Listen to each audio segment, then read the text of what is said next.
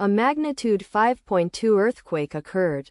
Ryukyu Islands, Japan. 104 kilometers NNW of NAS, Japan, or 288 kilometers SSW of Kagoshima, Japan. On Wednesday, the 2nd of July 2025, at 14 hours 51 minutes and 50 seconds local time, the quake had a depth of 12 kilometers and was not felt, or at least not reported so.